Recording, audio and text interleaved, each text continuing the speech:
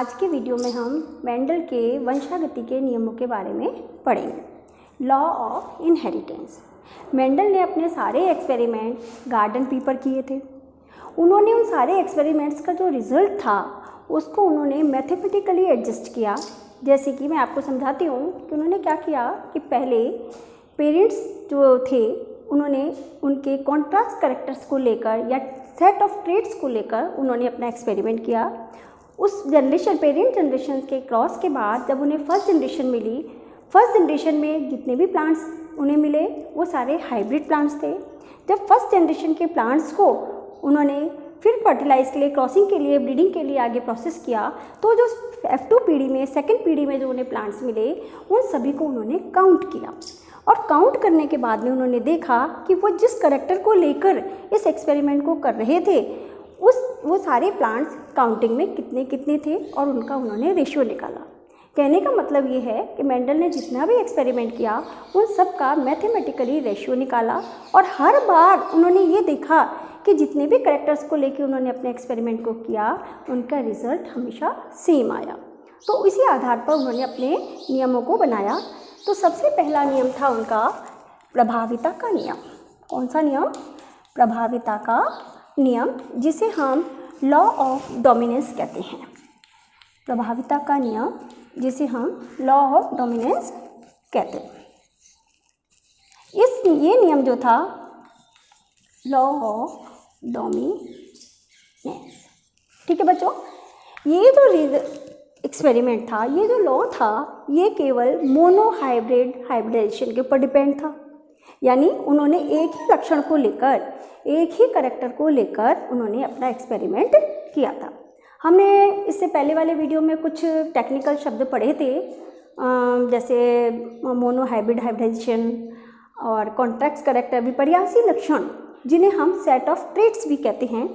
उन्होंने सबसे पहले एक ही लक्षण को लेकर अपना एक्सपेरिमेंट किया था और वो था पौधे की लंबाई। वो लक्षण उन्होंने क्या लिया था? पौधे की लेंथ या लंबाई। तो इसमें जो ट्रेट बना था वो था पौधा लंबा भी हो सकता है और बौना भी हो सकता है, ठीक है। हमको पता है कि किसी भी एक करेक्टर को कंट्रोल करने के लिए जो जीन होते हैं वो हमेशा सेट्स में रहते हैं और उन्हें हम एलील्स कहते हैं। तो लंबेपन के लिए जो ट्रेट था वो था कैपिटल टी, और कैपिटल टी, और बौनेपन के लिए, ड्वार्फ प्लांट्स के लिए था स्मॉल टी और स्मॉल टी। जब इनमें युग्मक बनते हैं यानी मियोसिस की प्रोसेस होती है तो हमेशा हमने जानते हैं कि मियोसिस के दौरान जो जीन हैं वो आधे डॉटर सेल्स में चले जाते हैं, आधे डॉटर सेल्स में चले जाते हैं। तो जब इससे एक ट्रेट से जब गैमीट्स बनेंगे तो दोनों जीन अलग अलग गैमीट में ट्रांसफ़र हो जाते हैं। इसी तरह से यहाँ पर भी ट्रांसफ़र हो गए। और जब ये गैमीट, ये मान लीजिए मेल प्लांट है, ये आपका मेल प्लांट है और ये आपका फीमेल प्लांट है, जब इनके गैमीट्स आपस में फ्यूज़ होते हैं, फर्टिलाइजेशन करते हैं, तो हमें जो जनरेशन मिलती है उसी को हम फर्स्ट जनरेशन कहेंगे। ये हमारी पेरेंट जनरेशन हो गई। फर्स्ट जनरेशन में उन्होंने क्या देखा कि सभी पौधे, मान लीजिए ये वाला गैमीट इस गैमीट के साथ फ्यूज़ होगा तो जो प्लांट बनेगा उसके पास जीन या होंगे set of traits T and T होगा, कैपिटल और स्मॉल। मान लीजिए ये वाला गैमीट इस दूसरे वाले से फ्यूज़ होता है, तब भी प्लांट के पास जो ट्रेट होगा कैपिटल और स्मॉल टी होगा। अगर मान लीजिए ये वाला गैमीट है और इस वाले गैमीट के साथ ट्रेट करता है तो भी इसी प्रकार का हमें ट्रेट प्राप्त मिलता है और फोर्थ में भी हमें यही कॉम्बिनेशन देखने को मिलता है। इसका मतलब इस जो फर्स्ट जनरेशन है, इस जनरेशन में सभी प्लांट्स की जो जीन्स हैं वो सेम है, यानी उनका जो एलील है, युग्म विकल्पी है, वो सभी में सेम है। सारे पौधे कैसे, हम उनको देखने में कैसे लगे?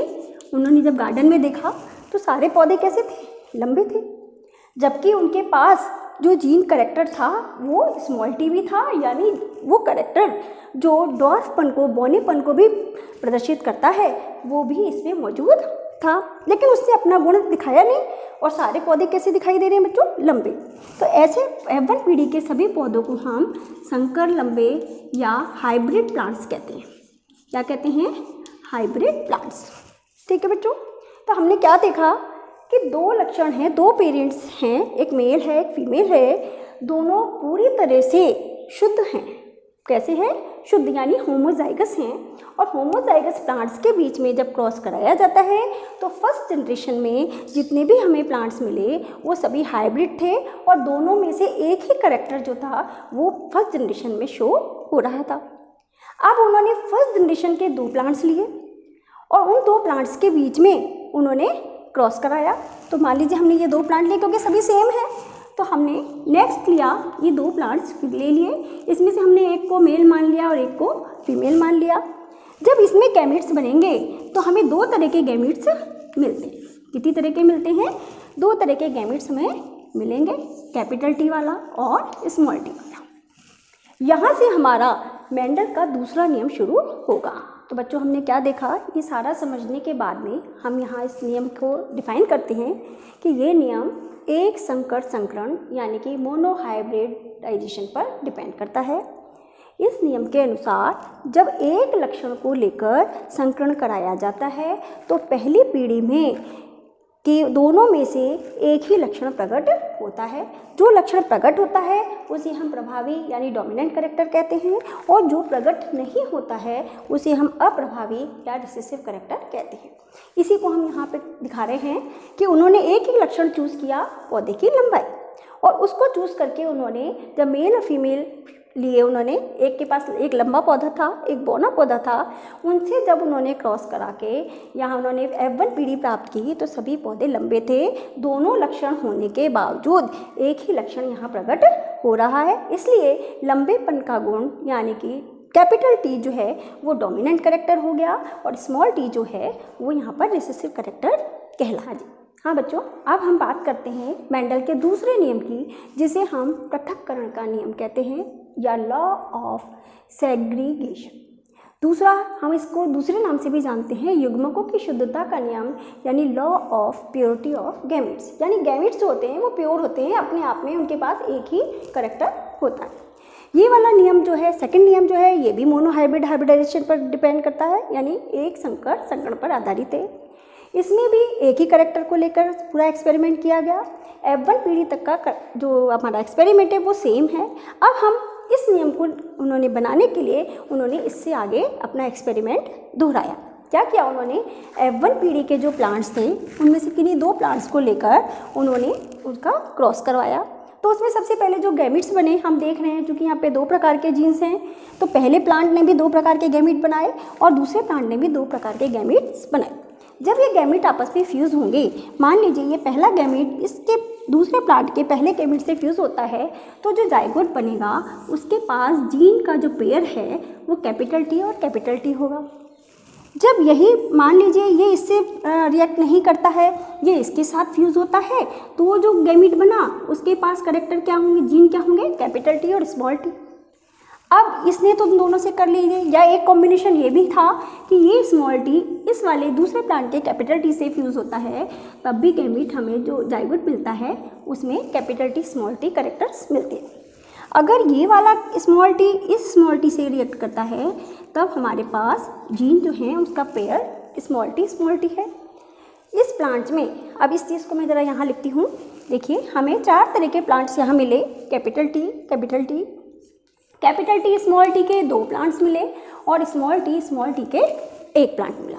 यानी टोटल F1 पीढ़ी में कुल टोटल प्लांट्स कितने बने, चार में से एक कैसा है हमारा, होमोजाइगस लंबा है, दूसरा कैसा है हमारा, होमोजाइगस बौना है। यानी हम कह सकते हैं शुद्ध लंबा और यहाँ पे हम कह सकते हैं शुद्ध बौना पौधा। ठीक है, अब हमारे पास जो ये बीच के दो पौधे हैं, दो प्लांट्स हैं, ये हमारे को देखने में कैसे मिले, उनको लंबे मिले, लेकिन कैसे हैं ये, संकर यानी हाइब्रिड प्लांट्स हैं, संकर लंबे। इन प्लांट्स को लेकर उन्होंने अपना रेशियो निकाला, तो हमें रेशियो क्या मिल रहा है, 1:2:1। ठीक है, 4 में से उन्होंने जो ये रेशियो निकाला कि एक शुद्ध है, एक शुद्ध लंबा है, एक शुद्ध बौना है और 2 संकर पौधे हैं, तो रेशियो आया 1:2:1, जो कि हमारे किस पर आधारित है, उनके जीन्स को देखकर उन्होंने रेशियो निकाला। तो इसे हम कहते हैं जीनोटाइप।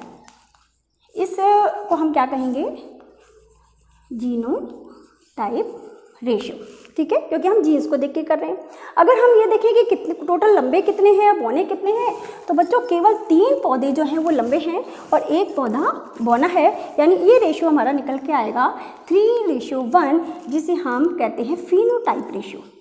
फिनोटाइप रेशियो, यही इनका नियम था। मेंडल ने फिर दूसरे लक्षण कैरेक्टर को लेकर अपने इसी एक्सपेरिमेंट को दोहराया। अब उन्होंने क्या लिया, फ्लावर का कलर, यानी एक कलर वाइट था, एक का कलर पर्पल था, और उसको लेके उन्होंने इसी एक्सपेरिमेंट को दोबारा किया।